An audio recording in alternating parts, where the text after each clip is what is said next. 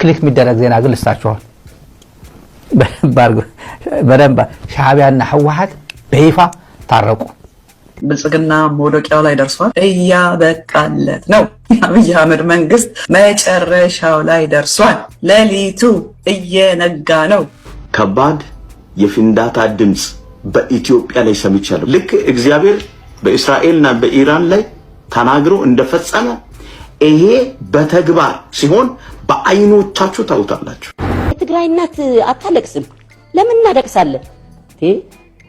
እኛ እናስለቅሳለን እንጂ አናለቅስም።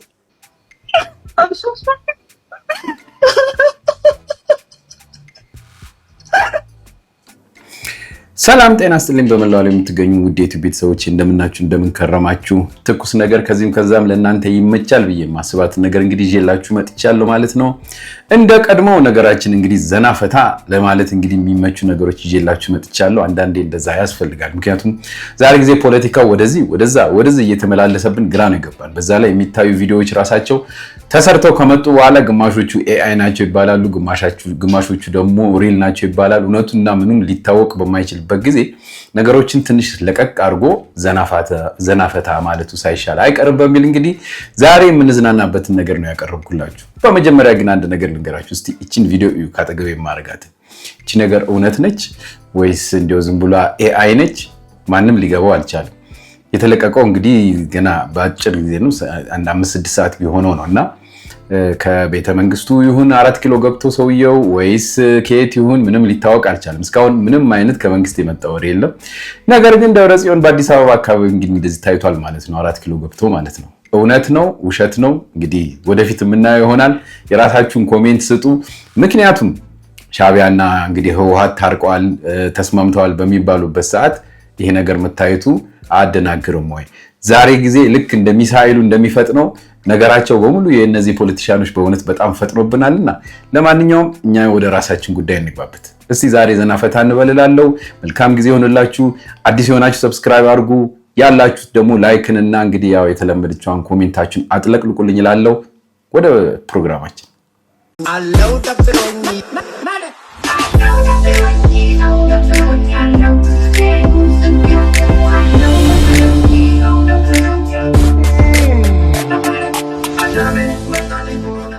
አብይ ስለ ትምህርት ስለ ኤርትራ ኤጁኬሽን ትምህርት የለም ዲቨሎፕመንት የለም ሁሉ ነገር ፈርሷል ብለናልና ዛሬ እንግዲህ በጣም የሚያስቀኝ ነገር ደንቆሮ ሲዳፈር ነው አይደል?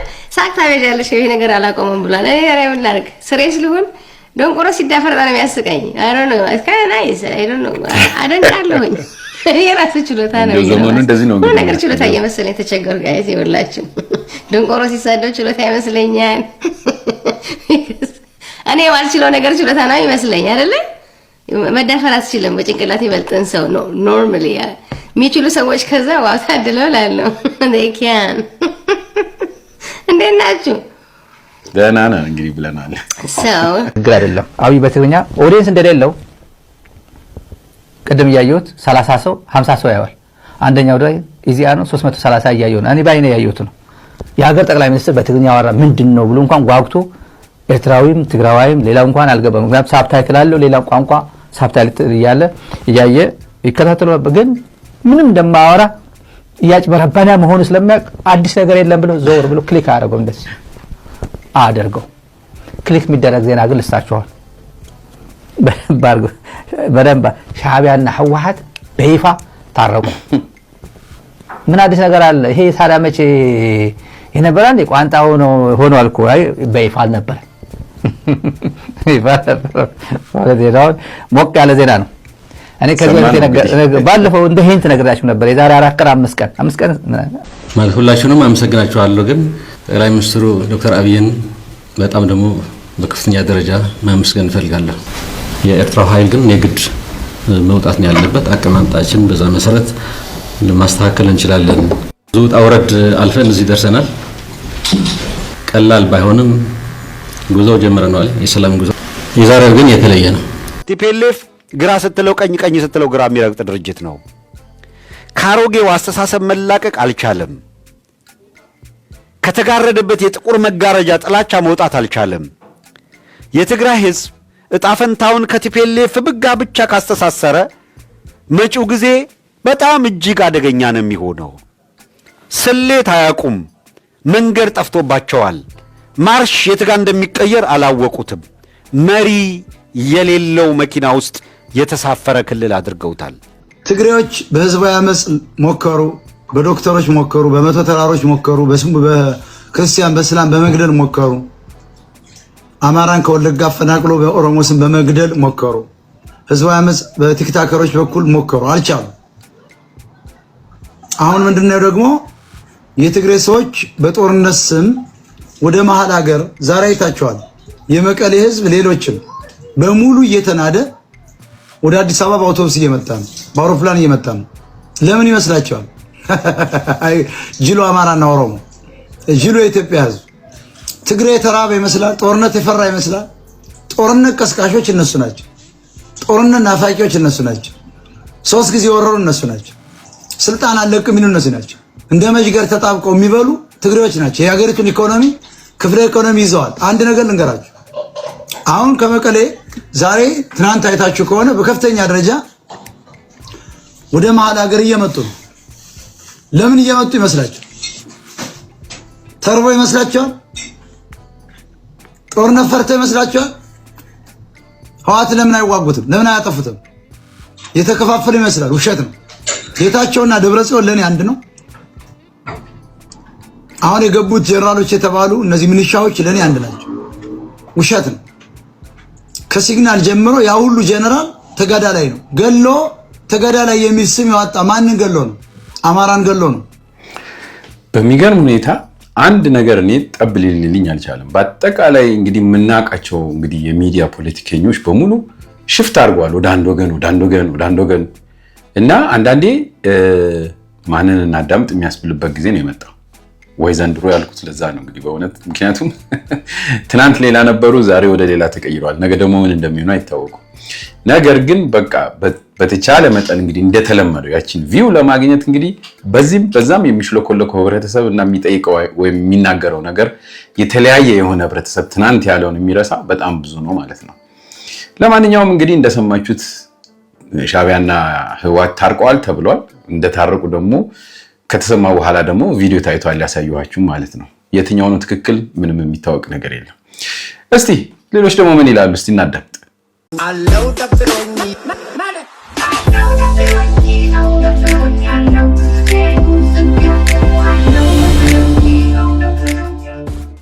መጥተው እስከ መጨረሻ ድረስ ታማው እንኳን ሳይተኙ እንደ ሻማ ቀልጠው ከጠረጴዛው ተነስቶ ሄደ ነው ማለት ብላለች። ገብርኤል አላተምትባት እንደ ሻማ የሚለው እንደ ሻማ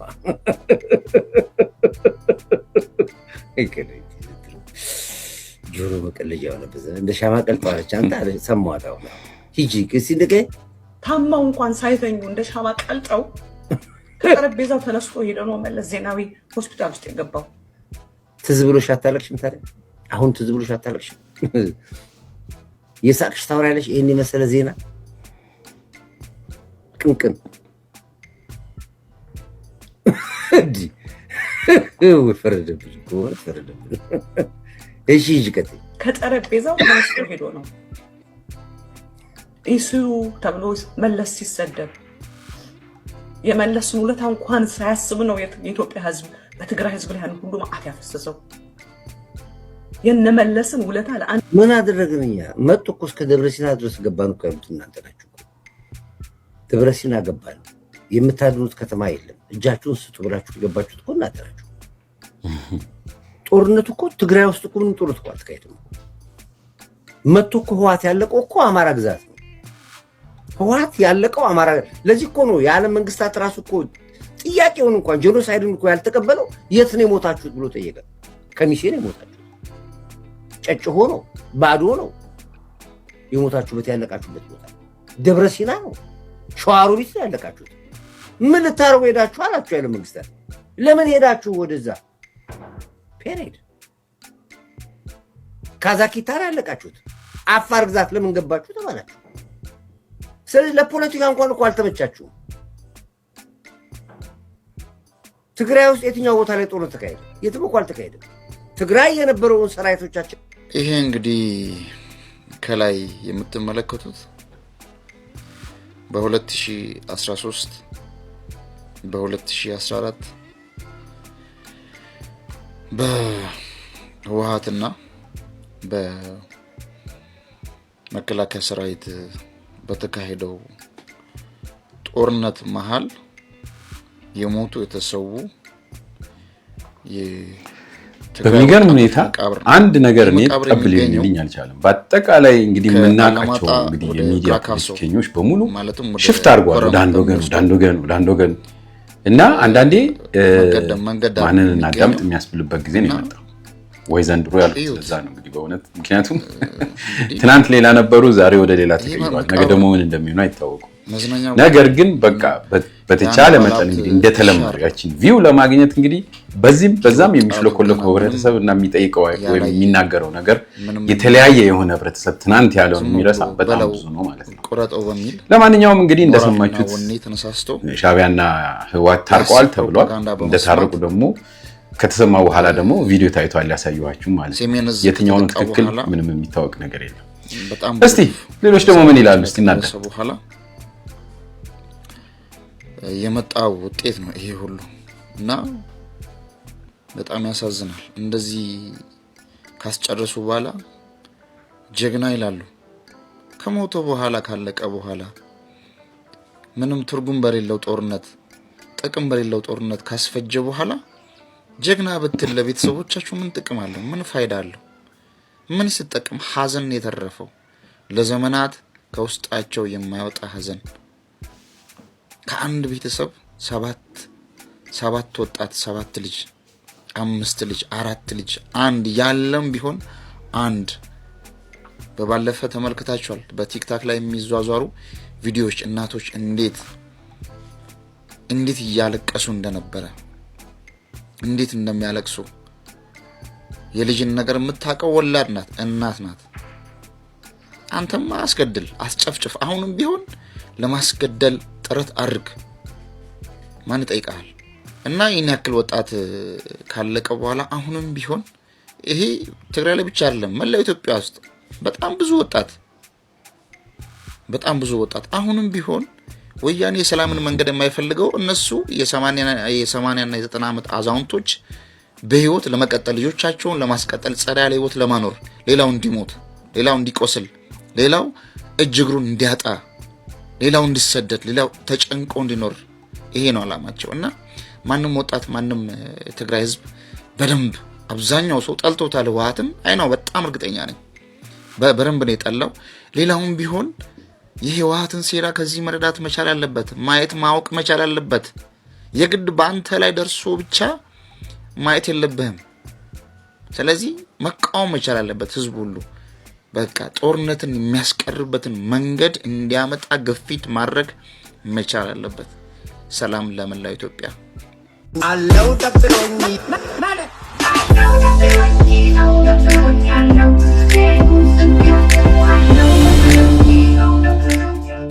ወጣቶች እየረገፉ ሽሬን ይዞ ታታ ዲያቦ ላላ ዲያቦ በ300 በ400 ኪሎ ሜትር ርቀት ላይ ጠለምትን ይዞ ጀነራል ምግበይ ኃይለ ወርቅ ያስቆፍር ነበር፣ ወርቅ ያወጣ ወርቅ ይሸጥ ነበር፣ በኮንትሮባንድ ይሳተፍ ነበር። እሱ ሰው ነው እንግዲህ በጽኑ የልብ ሕክምና ክፍል ውስጥ መቀሌ ውስጥ እየታከመ ይገኛል። ምግበይ ኃይለ እንደምታውቁት በህወሓት ውስጥ በወያኔ ውስጥ ትግል የታገለ አዲስ አበባ ከገቡት ውስጥ የመጀመሪያ ግንባር ቀደም የሆነ በመሪነት ቀጥሎ በኢትዮጵያ መከላከያ ሰራዊት ውስጥ በተለያየ ኃላፊነት ስራዎች ላይ የሰራ ሽማግሌ ሰው ነው። እያስጨፈጨፈ ያለ ግን ወጣቶችን ነው፣ ምስኪኖችን ነው፣ የትግራይ ህዝብን ቁጥር ነው እንዲቀንስ እያደረገ ያለው። የትግራይ እናት አታለቅስም። ለምን እናለቅሳለን? እኛ እናስለቅሳለን እንጂ አናለቅስም። ለምንድን ነው የምናለቅሰው? ለማን ነው የሚያስለቅሱት? የሚፈርስ ቤት የለንም፣ የሚያለቅስ የምታለቅስ እናት የለችንም። የሚሞት ወጣት የለም። ወደ ጦርነት አንግባ አያስቡ እኛ እባካችሁን ተው የሚል በተደጋጋሚ ጦርነቱ ከመጀመሩ በፊት ሽምግልና ተልኳል። አሁን እቺ ሴትዮ የምታወራው በዛ ሽምግልና ውስጥ ተመላልሶ የሀገር ሽማግሌዎች ሴቶች በጠየቁበት ወቅት ነው ሐሳብ አይግባቸው በቃ እኛ የሚሞት ወጣት የለንም እያለች የምትዘባበተው።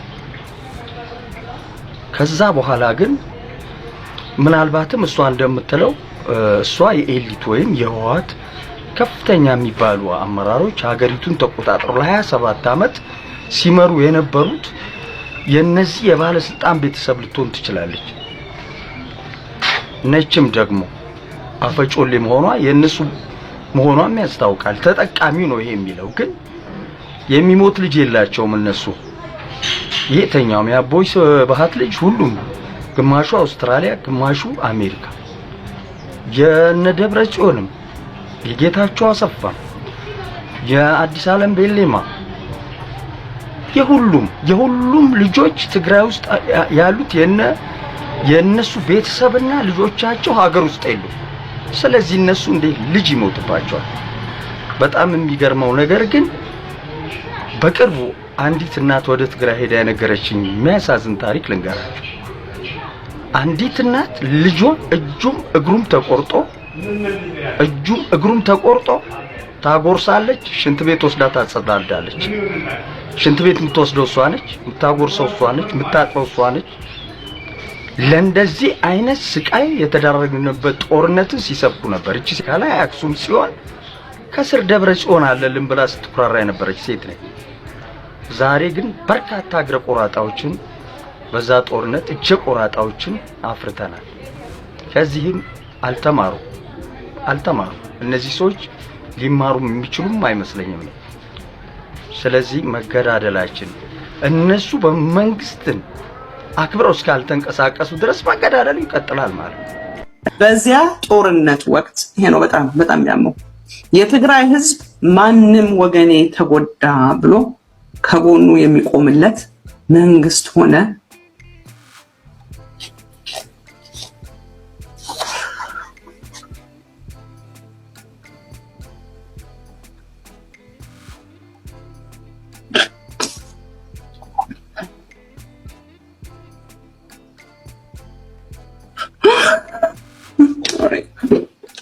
I'm sorry.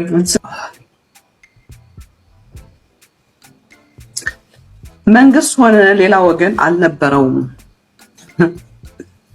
የነበረውን የመንግስት ጫና ተቋቁመው በተወሰነ ደረጃ ከትግራይ ህዝብ ጎን መቆም የቻሉ ጥቂት ኢትዮጵያዊ የፖለቲካ ሰዎች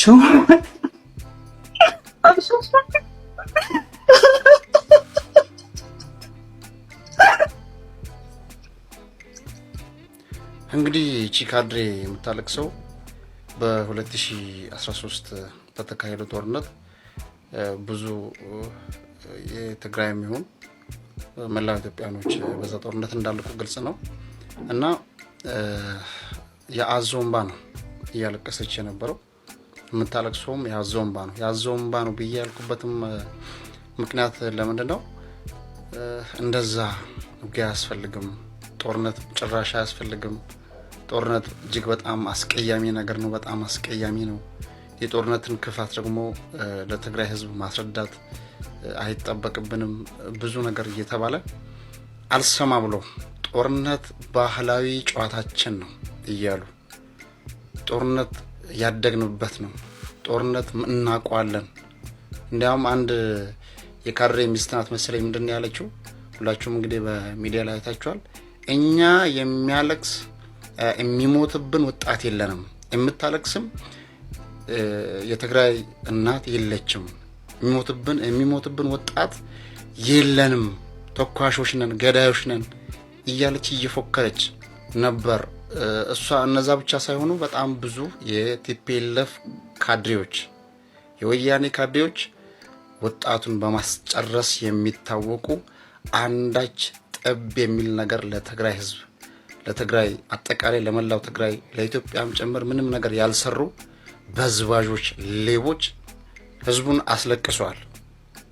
እኔ ያለፈውን ብቻ አይደለም አሁንም እንግዲህ እንደ ወታደር ብዙ ነገር አያለው፣ ብዙ ነገር ሰማለው፣ ከጠላትም ከወገንም ብዙ ነገር ሰማለው። ብዙ ነገር እንደሚከታተል እንደሚያውቅ ሰው አሁንም እያንዣበበ ያለ ነገር አለ። እኛ ያለፈውን ነው የምናወራው። ከዛ የባሰ ነገር አሁንም እንዳይከሰት እጅግ በጣም ጥንቃቄ መደረግ መቻል አለበት። ሰው በማስተዋል ቢጓዝ አሪፍ ነው። ጦርነት ማንንም አይጠቅምም፣ አይታችኋል። ስለዚህ ቲፒኤልኤፍ ወጣቱን ባታስጨርሱ፣ እረፉ። አሁንም ሰላም ይሻላል፣ ሰላም ይሻላል። ነገሮችን በሰላማዊ መንገድ ብንፈታው ይሻላል። ተው በኋላ አሁንም ከዚህ የባሰ ነገር እንዳይፈጠር ላለው ይመቻችሁ። በእውነት ጥሩ አድርጎ ነው እንግዲህ ወንድማችን የተናገረውና በዚህ ሰዓት በጣም ብዙ አይነት እንግዲህ እንቅስቃሴዎች ናቸው በሶሻል ሚዲያ የሚታየው። ይህ ጦርነት እንዲካሄድ የማይፈልግ የሶሻል ሚዲያ ያለ አይመስለኝም። ለምን የሚታዩት ንግግሮች በሙሉ ወይም ውዥንብሮች በሙሉ ወደ አንድ ወገን እንዲሄድ ወደ አንድ ወገን እንዲሄድ ወደ አንድ ወገን ግን ከዚህ ሁሉ እንግዲህ አሁን ደግሞ እነሱ እየሰሩ ያሉት ነገር ከዛ ውጭ የሆነ ነገር ነው። በአጠቃላይ ምንም ጦርነት ሳይኖርም ሊፈጸም የሚችል አይነት መንገድ እየታየ ነው ያለው። ለዚህ መመኘት ደግሞ የሁላችንም ጥረት ነው፣ በተለይ በዚህ በጾሙ ማለት ነው። ነገር ግን ያው እንደተለመደው አሁንም እንደዚህ ያንን ጦርነቱን የሚፈልግ ህብረተሰብ ስላለ ከእንደነዚህ አይነት ሚዲያዎች ሽሹ። በተቻለ መጠን እንግዲህ ወደ እግዚአብሔር መጮህ ስላለብን እሱን የሚያመለክተን ነገር ሰላሙን የሚያመጣልን ነገር እየተመኘን ሰላም ያለውን ነገር እንድትመለከቱ እየጠየቅኩኝ ለዛሬ ያዘጋጀሁላችሁ ፕሮግራም እዚህ ላይ አበቃለሁ ማለት ነው። እንደነዚህ አይነት ነገሮች እንግዲህ ለማቅረብ ሞክራለሁ። በተረፈ የራሳችሁን ኮሜንት ስጡበት እላለሁ። ለኔም ለቻናሌ ኮሜንት ስጡ። በፊትም እንዳልኳችሁ እንግዲህ ብዙ አይነት እንግዲህ ምቶች እየተመታሁ ነው ያለሁት ነው በዚህ ቻናል ማለት ያው እንግዲህ የተለመደ ነው እንደዚህ አይነት ነገር። ስለዚህ ያው ዩቲዩብ ትንሽ ያዝ አድርጎታል። ለዚህ ነው አንዳንዶቻችሁ የማይደርስላችሁ ኮሜንታችሁን አንብቤያለሁ አላየሁም ምናምን ብላችኋል ማለት ነው። ያው ምንም ማድረግ አይቻልም። እስኪለቀቅና ነገሮች ደግሞ እስኪስተካከሉ በትግል መቆየት አለብን ማለት ነው። መልካም ጊዜ ይሆንላችሁ። ኮሜንታችሁ አይለየኝ፣ ላይክ አድርጉልኝ እያልኩ ይልላችሁ። ደህና ሁኑ። በኔ በኩል ሰበር መረጃ። የንጹሃኖቹ አባት አምላክ እንደማይተኛ እያየን ነው። እስራኤልና የአሜሪካ መንግስት ከሌላ ወንበዴዎች እንደነ አብይ አህመድና እንደነ ኢማራት እንደነ አዘርባይጃን ያስመሰሉ ዲያብሎሳዊ መንግስታት ጋር ሆነው እንደነ ኤርትራና እንደነ የአማራ ህዝብ የመሳሰሉ ፍልስጤምን አጠቃሎ ምስኪን ሰዎች ላይ ከባድ ጥቃት ከባድ የመሰል የአይዴንቲቲ ቫይሌሽን ለማድረግ በተዘጋጁበት ደቂቃ አባታችን እግዚአብሔር ኢማራት ላይ፣ እስራኤል ላይ፣ አዘርባይጃን ላይ፣ የአሜሪካ ወታደሮች ላይ እሳት እያዘነበ ነው። ሃሌሉያ! እኔ አላፍርም፣ እንደዚህ ልል አላፍርም። ምክንያቱም የእግዚአብሔር እውነት ስለሆነ